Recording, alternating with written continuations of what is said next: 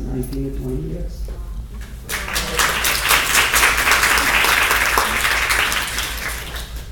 Molly is going to be in our classroom in 2 weeks.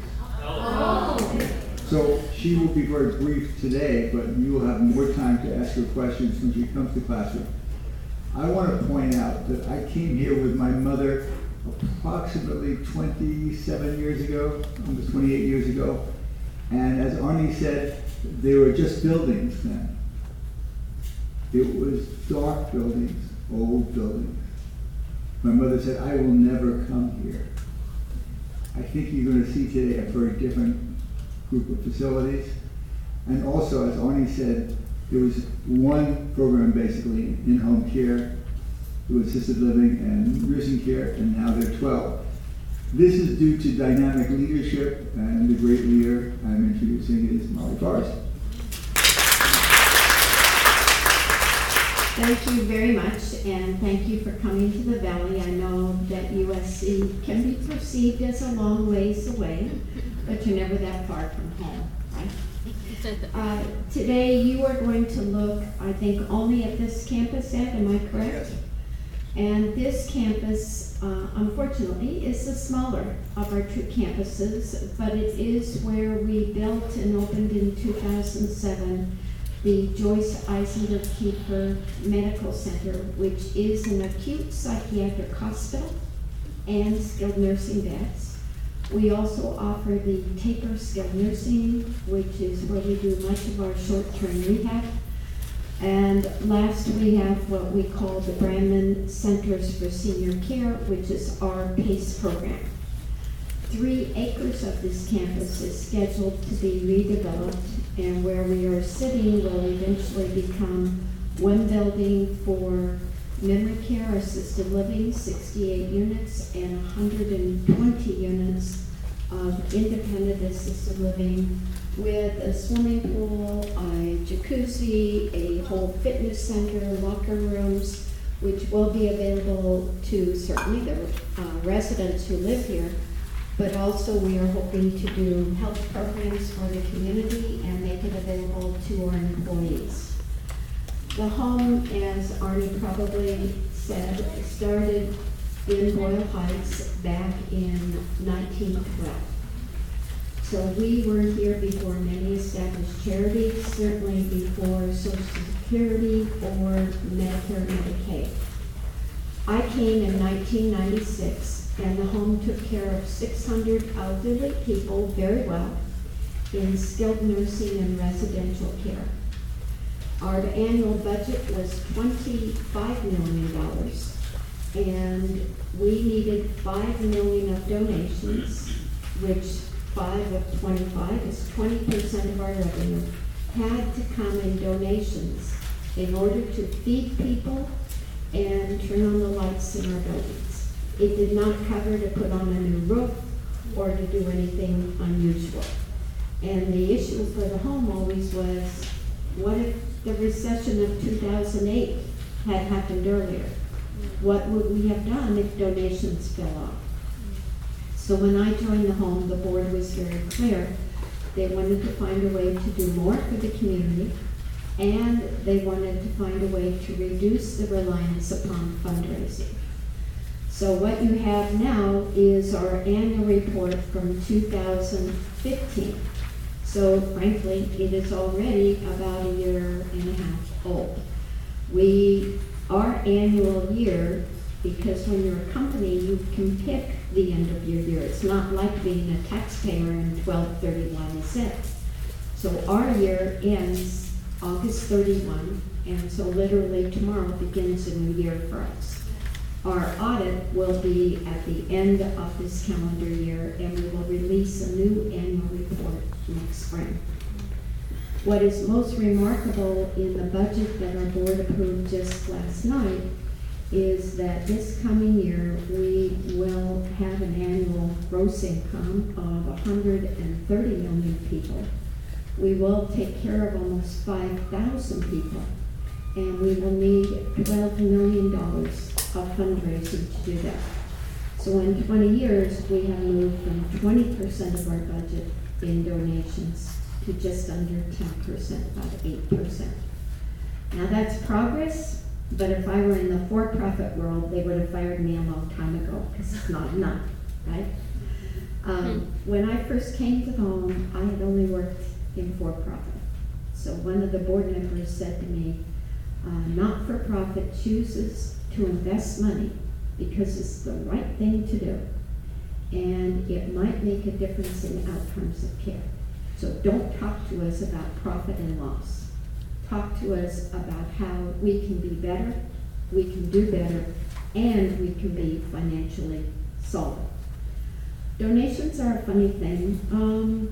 How many of you think 75% of Americans give to charity every year? Raise your hand. How many of you think 50% of Americans give to charity? Raise your hand. Raise them big. This is not a test. You're not going to fail. Okay. The truth is that Americans are incredibly generous, but only about 16% of us give without being asked. And that includes the little red kettles with Salvation Army. If you know someone and you're working with a charity, you want to raise money for them, you ask your neighbor, right? Your friends. When they are asked, about 26% of Americans will give, but 74% of Americans don't give. So as a not-for-profit, we need to find a reason that individuals would choose to invest for the future. When I came, as I said, we tried to raise $5 million, but we never did anything but what we were currently doing. So one of the first programs that we embarked upon was to provide a stellar, state-of-the-art, quality dementia care building. We opened it in 2002, and we opened the medical center in 2007, and Arnie, when did you open hospice? 2003. We opened the Annenberg School of Nursing in 2007. We opened palliative care about that same time. We had started employing our own doctors in 1996. So when we look at what the home has become, instead of 600 people very well every year, we're now helping almost 5,000 within the home and primarily in community-based services. And we now look at our reach, if you will, for donations has expanded tenfold. And so when I came, we had about 1,500 donors. We now have close to 7,000. What I think we need as a society to do in the future is, obviously you're all aware, America has debts, right? You hear about the deficit, you hear about what's happening in politics in Washington. Dump Obamacare or the Affordable Care Act, change it, whatever. It matters greatly who is president, but no matter who is president or what is the Congress, they will not get rid of affordable care. Why? Because, and we'll talk about this when we meet with your class, the fact is that I started in healthcare running a nursing home in 1972. My average age was 69. I had a waiting list to get in. We were all private pay except for 2 people. And I loved my job. I became aware of the fact that about 5% of Americans over 65 were in a nursing home. And Reagan came up with the idea that we would do home health care. And that was going to reduce 5.5% of nursing home down to 3.5 or 4. What the government didn't look at, and all of you are specialists in gerontology, is that when Medicare came out, they wanted to have Americans live longer. And so in doing that, they incentivized doctors to not treat at home or in the office, but to take people to hospitals. And in doing that, they financially paid doctors about 4 times as much to go to the hospital or ER to see a patient than they would pay them to see them in their own homes. It did work because we now are living longer than ever before. So what did that do for senior services? We today have 5% of seniors in nursing homes, but the average age across America is 83. The average age in our nursing here at Jewish Home is 91. So we say we care for the oldest of the old and those that most need our help. But when I started in 72, you could look at cost over cost with Medicare year to year, and the costs are going up 18%, 21%, 27%. And what happened is doctors got financially incentivized, and hospitals, the more they spent on a patient, the more money they got paid. So it became sort of a feeding frenzy, if you will, on fee-for-service, that the outcomes didn't matter. It mattered that you treated. So now, with Obamacare, they are trying to change that. And this year is the first time in over 15 years that our inflation rate for healthcare is below 20%. So we are trying to control that. At Jewish Home, because we are poor, we're not for profit, that 80% of who we serve are Medi-Cal, they're poor seniors.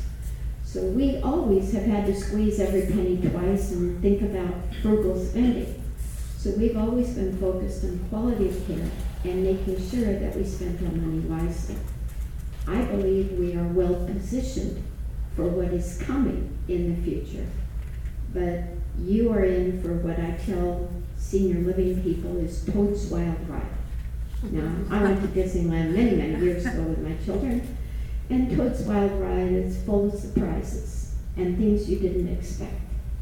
So we knew the joint replacement program was coming and that nursing homes would now be part of the hospital payment, and we would have to participate in that.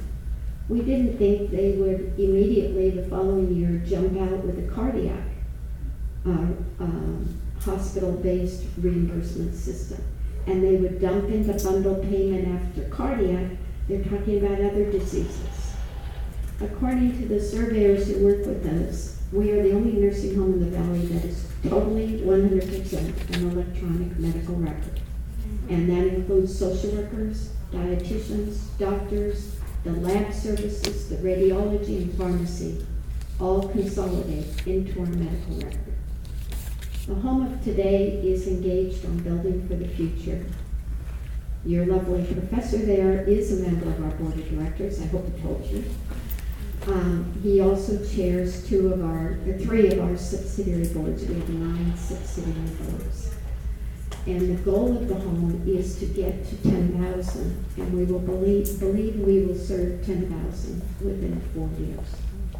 So I gave you the finances, hoping that you would look at it, maybe formulate some questions for where we go in 2 weeks.